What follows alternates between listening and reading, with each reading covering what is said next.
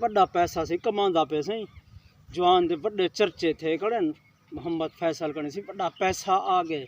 साकू तो समझ नहीं आती हुण टोर देखो दी अकड़ीत तेरे को वड्डा आमदा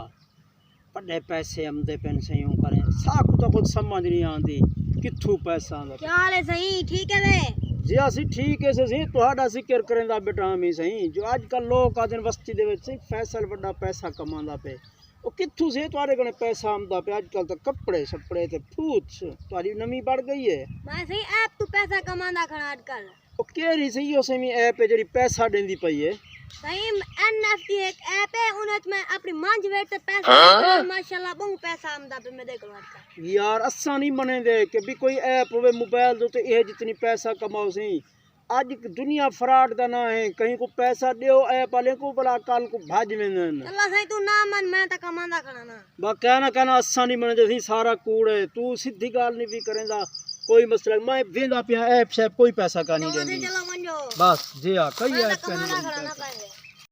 क्या है यार क्यों बदनाम दे ओ जेरी तू ऐप ते ना दसेंदा हमें ना एनएफटी ओ भाज गई है तो यार ना कून मार यार मैं जो पैसा कमांदा पे हूं सर्दी वाल तू मैं सड़दा करनी पिया गाल हकीकत करेदा पिया मैं हुण कुछ सुनते आंदा पिया खबरां दे विच आदे पियान कि ओ एनएफटी जरी है ना ओ भाज गई है ना कहीं को पैसा वापस देंदी पई है ते ना उदा कोई पत्ता है ओए धाड़ वे ओ ता मैं तेरी मां वेचे मी उहा भी मैं को मेरी मां ना वेचन देंदी ओ को मुश्किल ना मनवा मी हुन ओ यो थी गन धाड़ वे ओ ता हुन मां कोन खले भी खावा तो हुण तू खले खा ते भावे जेरा कुछ कर एनएफटी गई भाज असा भी हुण पेंदे पे घर मेरी मां भी गई पैसे भी गए हुन